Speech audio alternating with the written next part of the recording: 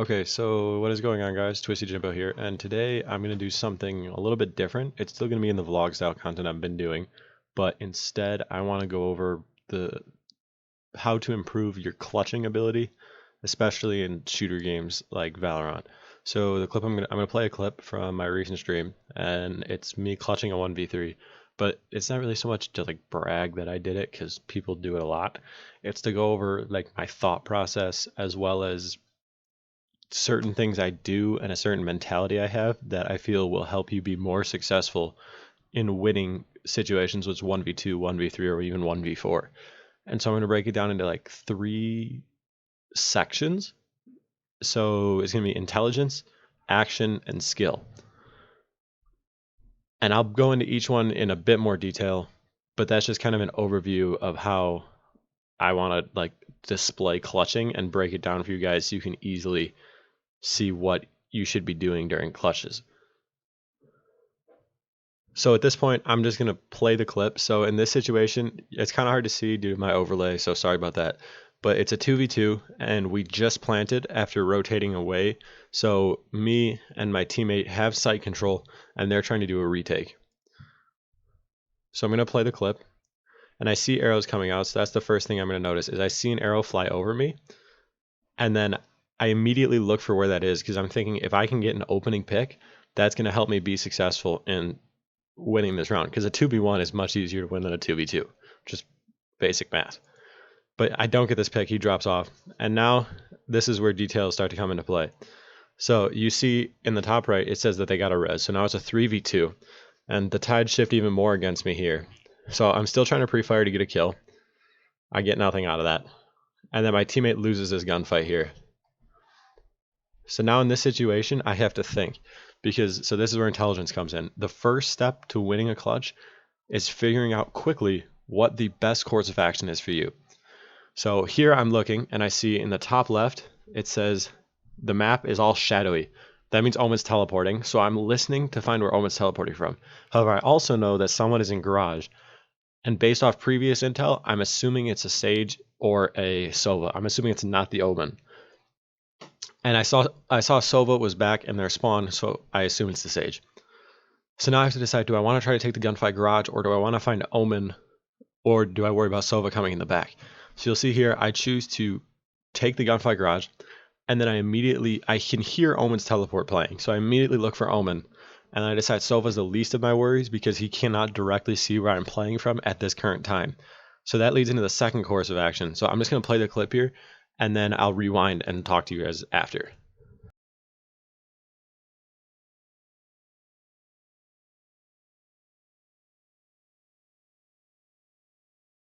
He dies, and I see all this information, and I peek out, and I get this kill. Now it's a 1v2, and this is where action comes into play. So when I say intelligence, that's making a plan and knowing quickly what you need to do in order to win this game, in order to win this round. So in this round, I need to take 3 gunfights, and I need to win all 3 of them.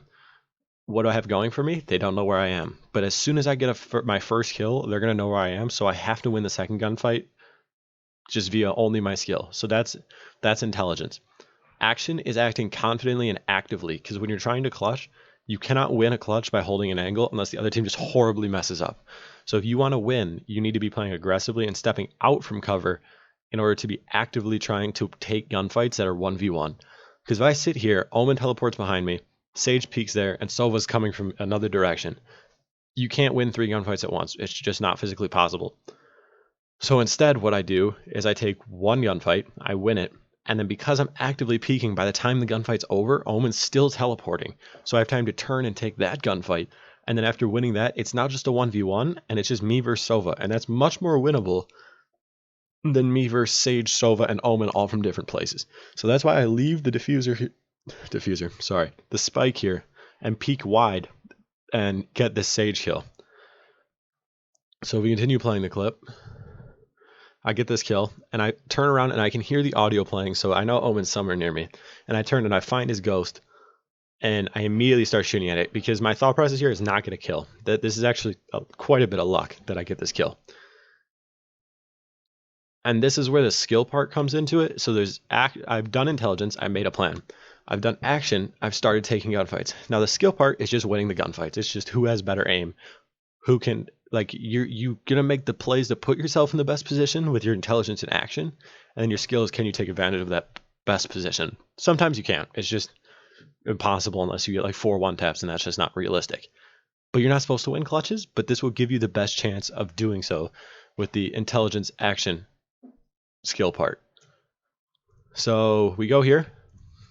I was actually shooting here to deny his ult from teleporting, because even if he's delayed, it will enable me to move a little bit so that they don't know exactly where I am again. But I just so happen to time it perfectly to the point that I get the kill. But as with any clutch, there is some luck involved, and so you have to rely on that a little bit. So now I get this kill, and now I'm just thinking, where is Sova? What was he doing last time I saw him? And I think, okay, he shot the shock arrows from his spawn. Most likely he has not rotated since his teammates were both coming garage. So there's no reason for him to also go garage. So now it's basically down to C-Long, or he's coming from their spawn. And I assume it's not C-Long because that would have taken a really long time to rotate, and I don't think he had that time. So I assume their spawn. So now I'm once again aggressively peeking, because I want to be deciding when we take the gunfight on my terms, not on his. If he gets to choose, knowing where I am, 99% of the time he's going to win the gunfight. Here instead, it's more 50-50, which is exactly what I want trying to clutch. The only time you should not peek like this is if you are very close to the end of the spikes timer. So if it's almost the point where they cannot defuse, do not peek, because if you can delay him and make him slow peek, then you're going to win the round on time. But in this case, I had to take this. He was going to fight me, and if he won, he was going to have time to defuse the spike. So I peek out and I kill him. And that's just kind of a overview of my thought process as I go through that clutch. But this is applicable to really any game. It's not just like Valorant only. I know I use Valorant scenarios, but like Rainbow Six, CSGO, the mentality and the mindset that you're using in clutching, it can be used in all of those as well. So this is just kind of my rundown of what I think helps a lot in terms of clutching in games, especially in situations where it's a 1v2, a 1v3, and a 1v4. You just have to remember the 3 things. You got to go intelligence, action, skill. You have to know to make the best play. You have to take action, and you have to be the one instigating the fights. And then skill is just, can you win the fights once you've taken them? If you break it down to those 3, that sounds really simple, and it really is that simple.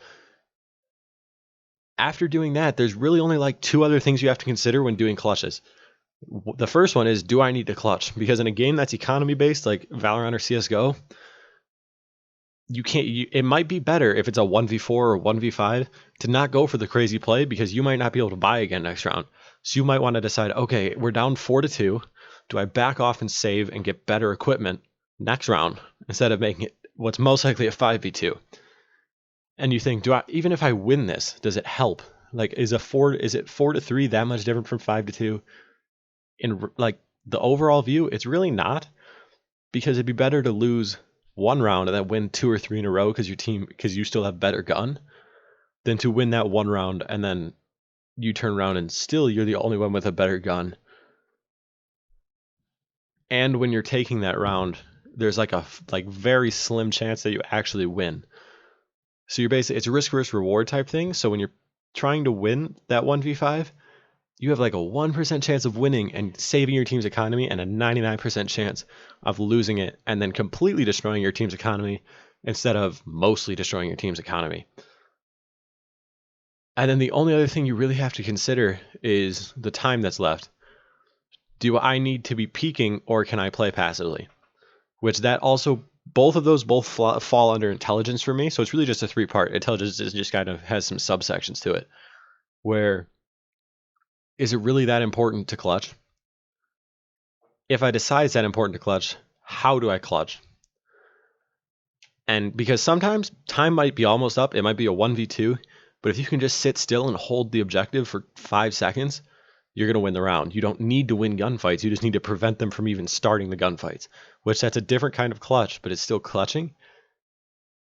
And then after that, is it even, if you decide, okay, I need to clutch, I need to take gunfights to clutch, Then you move into the next one and you plan, how can I take those gunfights to give me the best chance of winning?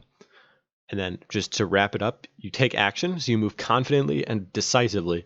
So you move to take the gunfights and you move with a purpose. You're not just like quick peeking a corner. You're moving decisively and forcing people to shoot at you. It seems counterintuitive to have them forced to shoot at you when you'd rather them not be shooting at you. But if they're forced to shoot at you, then you can shoot back at them. And that's how you're going to win clutches, is you get those kills. You force them to take 1v1s before they can set up 2v1 and 3v1s. And after that, it's just entirely up to your skill. Can you get the headshot before they can? Can you pre-fire better than they can? Are your mechanics better than theirs are? So you just break it down, intelligence, action, skill, and you'll win a lot more of the clutches. Now, granted, I know I say win a lot more. You're not supposed to win clutches. If you do win a clutch, it's because of a mistake they made as well as your own skill. So give yourself a pat on the back, but know that they messed up too. And if you lose a clutch, you cannot get upset, because you're not supposed to win. Like a 1v3, they've played better this round. They are supposed to win 3v1s. If they play it right, they will win the 3v1. So what you really have to look at is, okay, I lost, but I got a couple kills. That was a good effort. Did I think about a good plan? Did I act on the plan? And did I just mess up the skill part? Because the first two you can control. The third one, some days you have an off day. It's okay. Some days the other team is just playing well. That's okay. So when you do mess up the clutches, as long as it's in that third section that you start to mess up, that's completely fine. But if you want to be winning more, you need to make sure you get the first two sections down, so that third section is the only thing that matters, because you can always control how well you perform the first two sections. It's the third section that counts the most for clutching. So that's just my guide to clutching more times in games like CSGO, Valorant, Rainbow Six. And this has been Twisty Jimbo, and I will see you next time on either video or on stream. I post new videos on Monday, Wednesday, and Saturday. More vlog style content like this, or some guides like this one is. And I Twitch stream on Tuesdays, Thursdays, and Fridays in the evenings. If you want to share your opinions with me, come drop by the Twitch stream. If you disagree or have something to add on to my opinions on clutching, feel free to put it in the comments below, and then leave a like and subscribe if you want more content like this. So thank you guys for watching, and I will see you next time.